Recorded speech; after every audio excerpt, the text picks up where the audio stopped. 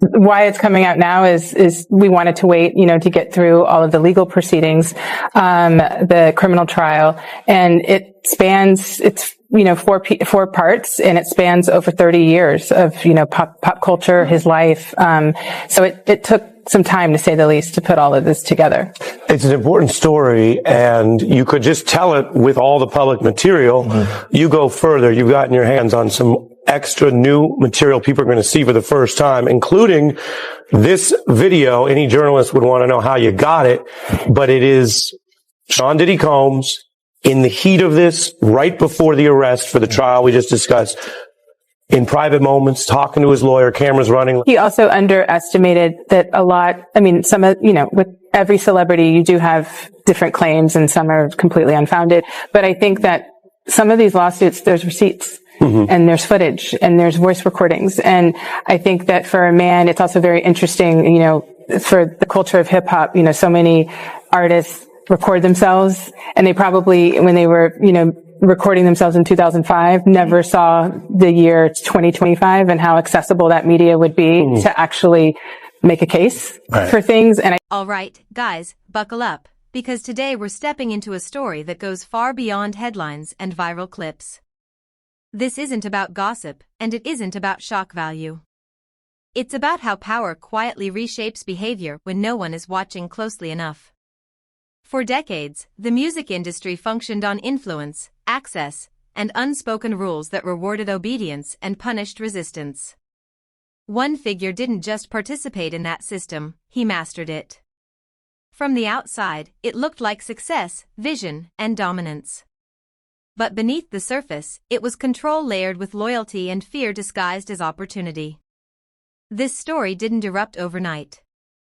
It built slowly, protected by money, silence, and an industry trained to look away when success kept flowing. Hearing from Greg Kading, the detective that worked on Tupac and Biggie's case in this documentary. He is the investigator that did that proffer agreement with Keefe D way back in 2008, where Keefe D alleged that Diddy tried to offer him $1 million to take out Tupac and Suge Knight. And Tupac's trial with Keefe D is coming up very soon in early 2026. And we know that Diddy's name has been dropped at least 200 times during these proceedings.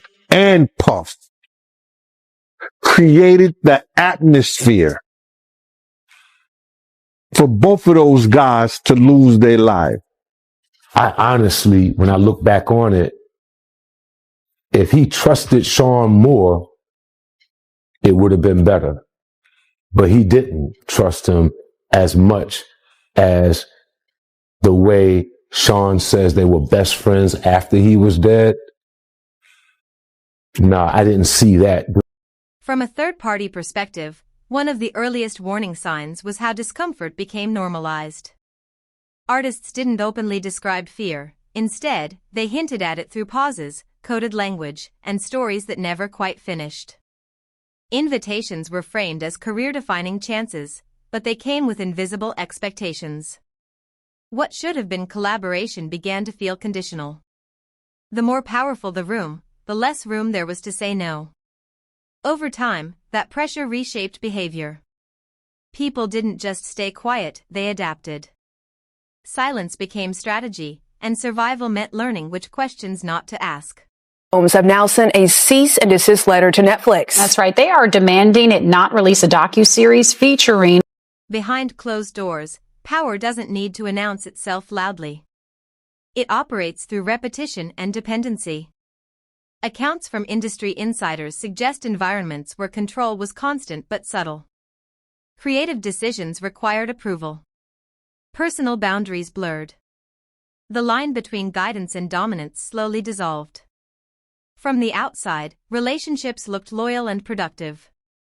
Internally, they felt monitored. When authority controls access, it doesn't have to threaten, compliance becomes automatic. And once that system is established, resistance feels riskier than submission. Waiting the whole time for Aubrey O'Day to reveal some major story that happened between her and Diddy. 3 episodes in, she's basically just talking about Diddy in a very general way. It isn't until the 4th episode that Aubrey reveals a witness walked in on Aubrey O'Day completely inebriated with Diddy doing things to her, as well as a second man who they refer to as a light-skinned, tall man. Details are very explicit and not anything I could share on here. This witness revealed that it was 100% Aubrey O'Day. It was really uncertain in watching Aubrey's reaction and kind of resharing this story whether or not she fully recollected the situation. He says it couldn't have been her choice to become inebriated because that was never her issue. She never really drank a whole ton. The earlier parts of this series, Aubrey does reveal these series of emails that she got from Diddy. They were all in very sexual nature, in a very sexual tone. He's basically asking her to come over and do certain things with him. It's these very domineering emails where he's basically setting the tone that he's the boss. She says that she felt very uncomfortable about those emails, and 6 months later, she was. What stands out most isn't what was said publicly, but what wasn't. As stories surfaced, responses from powerful figures were delayed, vague, or entirely absent. People who never hesitated to comment on controversy suddenly went silent. That silence wasn't accidental. It was protective. Speaking out didn't just risk backlash, it risked contracts, future opportunities, and financial stability. In an industry built on connections, staying quiet often felt safer than telling the truth. Over CCNY, it looked like the coast was clear. We were renegotiating with Arista. We were about to get a step up in the money. I had 25% of the company. I didn't know why he needed to get that back from me and then give it back to me again. I didn't understand that. That's like a trick. Like, okay, here, I gave it to you. Now give it back. And don't worry, I'm going to give it right back to you. I didn't want to give it up. So he came into my office one day unexpected, him and Kenny Marsalis. They had it planned out. Kenny had the briefcase with all the stock certificates in it. And Diddy had the bat. Not like, I'm going to beat the shit out of you with the bat. But he had the bat like, man, we got to do this. This has to happen. I didn't feel I was going to get beat down in that office, in all honesty. I got people that can jump out of the shadows in a minute. I wasn't threatened by him. What I was messed up over was the fact that I started this company with you from day zero. And now the one solid thing that you told me I had, you want to take that back and do a return to me on that at this critical time that we're renegotiating and getting a step up on the contract. When he told me it was about all of that renegotiating and that I should trust, I did. Begrudgingly, angry, upset. It wasn't right. I did it. He got the stock back. I went on, tried to get over that, kept doing my job, doing what I had to do, delivering everything. And once again, I was caught up in the job. I forgot all about it. And next thing you know, we had the snafu. I was fired. And he just said, oh, okay, bye. And since he had never given me the stock back, he never said that he would pay me anything or give me anything. He just avoided me all these years. Not only did he avoid me all these years, running high and low, I went on and started working with Mary, who the three of us. Patterns began emerging that couldn't be ignored. Lavish environments paired with rigid control. Generosity paired with obligation. Loyalty rewarded, independence discouraged. This wasn't chaos, it was structure. A system designed to ensure dependency, where leaving meant starting from zero, and staying meant surrendering autonomy. The more success flowed, the harder it became to question the cost. From a distance, it looked like dominance. Up close, it felt like containment. Pac's money, Pac wanted to leave, and it could be some other shit that was going on. But they still created an atmosphere for that. You understand that East Coast, West Coast bullshit. When Suge was trying to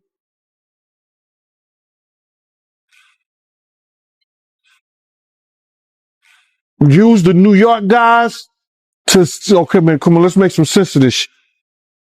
And have a meeting and sit down with the New York guys and ask for a representative for Puff to come on. Puff was mad. You see now why Puff was mad. Everybody know now why Puff was mad. That he didn't want nobody to come to the meeting because Suge was playing Pay Daddy. Suge was in there playing Play Daddy with Justin. It's crazy. I said, well, how you going to be mad at Misa and the East Coast, West Coast? And now we see why he was mad. We don't know if Suge sent Puff those pictures years ago. We don't know that.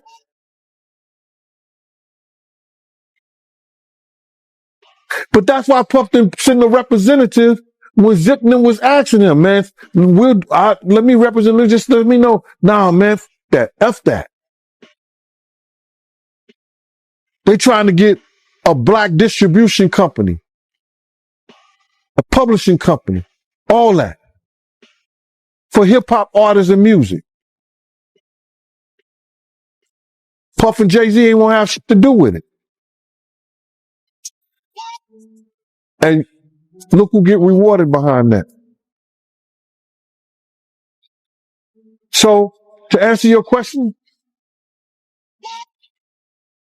I think the atmosphere that they designed and made up led to what we know was the East Coast, West Coast war. And both of them had some responsibility in. Perhaps the most unsettling element is how many people seemed to sense something was wrong without fully articulating it. Quiet warnings circulated. Invitations were declined without explanation. Careers pivoted abruptly. Fear didn't announce itself loudly, it lived in cautious choices and unspoken understanding.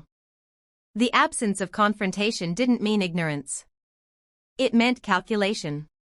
People weighed truth against survival and chose carefully. You say you should look over ECU. She looked right at you. When he looked over to, and then, Tupac would be getting evidently, the story is Tupac's trying to either get out of line. Yeah, what do you see happening inside the car? I see the bullet going through his head. I thought he was killed. So Orlando was in front, right? He leaned over. Oh, what do you pop? They was going outside. I was talking. You know what I'm saying? But they was on the. When power goes unchecked long enough, it stops justifying itself. Leverage replaces persuasion. Documentation, recordings, and information become tools of influence. From an outside lens, these aren't random behaviors, they're mechanisms of control. Leverage ensures compliance long after trust disappears. It's how silence is enforced without saying a word. Details on that one. Keep the streets on. I ain't going to detail on it. I'm going to go ahead and read you the book. Well, so let them buy the book then. Okay. Well, I'm just going to read this passage. It was on. Tupac made an erratic move, began to reach out. It was the first and only time in my life that I could relate to the police command. Keep your hands where I can see. Instead, Pac pulled out the strap, and that's when the fireworks started. One of my guys from the backseat grabbed the clock and started busting back. First, then shook and then knocked out that one. I heard some stories, supposedly that Tupac that Suge used Tupac's shield, the bullets started flying, that's what Suge was already wounded. He was the one that got touched. The rounds continued flying, I got down so I wouldn't get hit. Basically, yeah. White Cadillac, arm came out the back seat and started letting off. What went through your head when you saw that? Basically, 2008 proper agreement, he alleged that Diddy's friend Zip Martin is the one that gave him the weapon that was used to take out Tupac. KPD told the investigator Greg Kading that Zip Martin had a special compartment to keep this weapon in his car that he drove to Las Vegas. And in this documentary, we have Greg Kading confirming that Zip Martin did drive the same type of vehicle that KPD alleged to Las Vegas this night. And then during this documentary, we heard from the former president of Bad Boy, Kirk Burroughs, who alleged during this time Diddy had him hiring a whole bunch of people and getting cars to drive to Las Vegas. And he is now very curious into why Diddy wanted to do this. And he said, in his opinion, he now believes that Diddy was behind The industry's response revealed as much as the allegations themselves. When pressure mounted, many rushed to distance rather than confront. Statements were calculated. Support vanished quietly. Brands protected images. Executives protected investments. Silence became a coordinated act of self-preservation. The louder the public conversation grew, the more carefully insiders chose their words, or chose not to speak at all. After Pac got Puffy gave Zip $1 million that was supposed to be handed over, and Zip ended up keeping it. I remember when I interviewed T.K. Kirkland, who was actually roommates with Zip at one point. They were that close. He actually said, yeah, the fans said that too. He said that actually happened. Well, the story that has circulated was that after Tupac got Puffy allegedly gave the money, I heard, to Zip. Yes. And Zip was supposed to give the money to Keefe in the Yes. but he never gave the money to him. But thank God he never gave him the money, right? Think about it. If he gave the money, Puffy will be in prison now for money for hire. So thank God. It's just a true story. I'm not saying yes or no, but if he would have gave them the money, it'd have been for hire and Puffy would be. Historically, victims rarely speak first. Systems collapse before individuals do. In this case, timelines overlapped. Stories echoed. Patterns aligned. That's when isolated incidents start to resemble something larger. From a third-person view, this wasn't coincidence, it was structure revealing itself. When multiple accounts tell the same story from different angles, the narrative stops being personal and starts being systemic.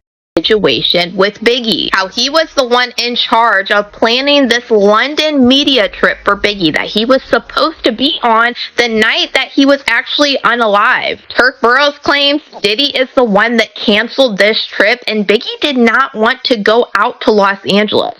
And Kirk Burroughs feels like Diddy should be responsible for what happened to Biggie. What Kirk Burroughs alleged next is what's really chilling. He said something that we have heard alleged many times, and he said that Biggie was actually leaving Bad Boy Records shortly before he passed away. Burroughs alleged that Biggie already signed the paperwork to get out from underneath Bad Boy. Then Kirk Burroughs went on to allege that after Biggie passed away, Diddy came to him and told him to change the terms in the contract that Biggie signed. And he claimed that he was so calculated that he told Kirk Burroughs to just switch out the middle pages. That way on the last page, Biggie's signature would still be there. That way Diddy could allegedly.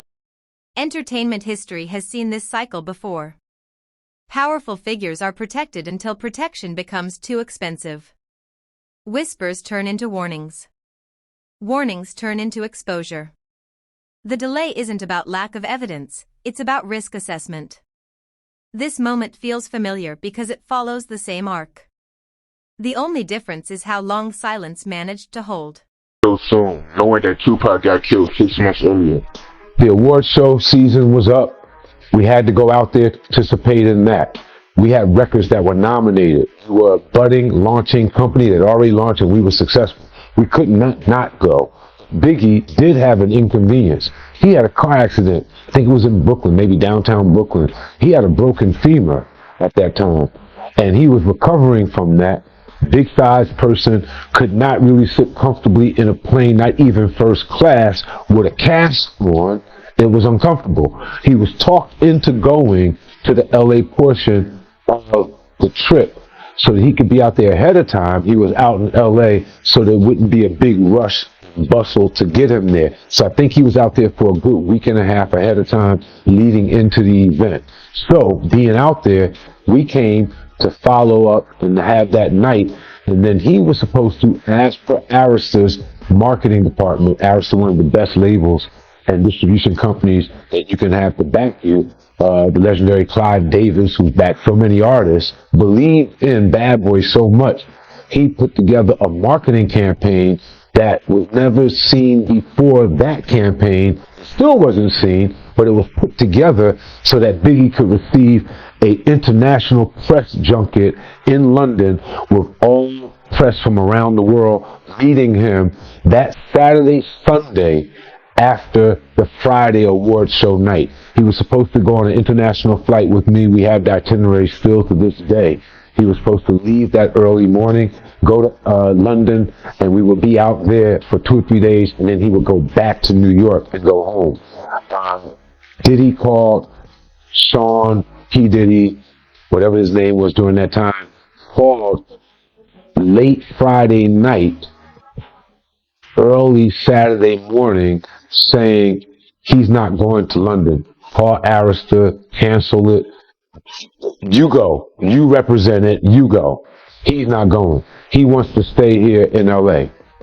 Kirk then went on to explain that Diddy pulled the budget for Biggie's security on purpose, so he would be left undefended. You have a budget for everything that you do. Budget for Big in L.A. for the award show ended that Friday night, Saturday morning, when a new budget started to get him from L.A. to London, where he would be taken care of with security, his friends, and everyone that he wanted to be with him in the style that he was accustomed to handle the press junket. When that didn't happen, that budget was never opened. The budget for LA ended, and there was a great need for security that Saturday night, and he was out without that security. The beef up. And we lost him. And in that decision, what it put us in, that decision put us in the worst situation that we could have ever been in. We lost our number one talent. We're on a West Coast where we're surrounded by enemies who told us not to be here. We really shouldn't have been there, but we were. Now we have to get out of there. At that time, I brought most of the company with me. I had a lot of interns, young people. I had to account for them with their parents. We had to get them home. That weekend, think we had to get Sean out first. 1, 2, 3 steps in the trunk of a car, moving out the city limits to another airport on that flight out. I stayed until Sunday-ish or so, making sure all the interns, all the executives, every last one of the kids that was out there with us was back east. And then we had to make preparations for Big's family to know where he was at, for them to make preparations to bring him back home a week. The most damaging force here isn't scandal, it's normalization. When harmful dynamics repeat long enough, they stop feeling abnormal. Entire systems adjust around them. People rationalize behavior they would never accept elsewhere. Not because they approve, but because resistance feels futile. That's how accountability disappears without ever being formally removed. Oh, hi, Gene. How are you? All right. Man, you know I ain't seen you since I came to your house and had that conversation with you. How you been? You all right? I've been okay. I've been watching you on Facebook. I'm sorry, Ms. Wallace. I'm sorry I had to do what I had to do. But, you know, it is what it is. I know you do. Thank you, Ms. Wallace. Like I told you, I said if Ms. Wallace would have called me and told me to shut it down, I would have shut it down. Ms. Wallace ain't called. She knew how to get in touch with me. And Ms. Wallace didn't tell me to shut it down, I'm going to keep doing it because I respect you, Ms. Wallace. Do what you do. First thing I said was, Ms. Wallace, if you tell me to stop, leave Puff, stop, no, I didn't say leave Puff. If you tell me to stop doing what I'm doing, I will. She said, no, G, I watch you. You keep doing it. You doing a good job. You, man, listen here. Yo, I was happier than one of them boys at a Diddy party. I was so happy, man, it was crazy. Because this was the first time I had talked to Miss Wallace since the last time I talked to her and was telling her about Big's death. Now the tone has shifted. Distance has replaced defense. Quiet exits replace public loyalty. The industry senses risk recalculating. Not because morality suddenly emerged, but because exposure changes consequences. When silence no longer guarantees safety, narratives fracture. What once looked untouchable begins to look exposed.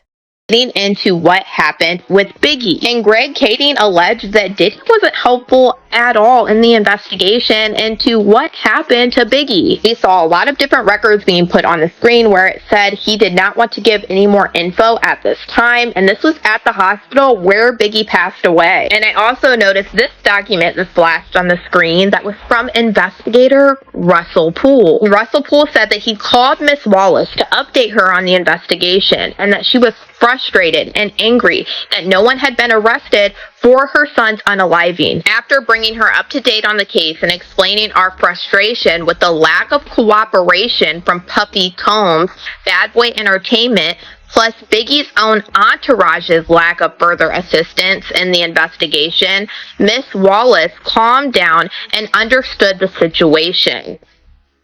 Greg Kading said in this documentary he believed that Diddy did not cooperate with Biggie's investigation because it would have led investigators back to him with Tupac's unaliving. I always remember the saying that when you solve one of their cases, you will solve the other. And that's why I honestly can't. Alright, guys, this is where the story moves beyond speculation and into consequence. This isn't about outrage. It's about accountability catching up to unchecked power. The real question now isn't just what happened, but how long it was allowed to happen and who benefited from the silence. If this breakdown added value, make sure you like the video, subscribe to the channel, and we'll see you in the next one.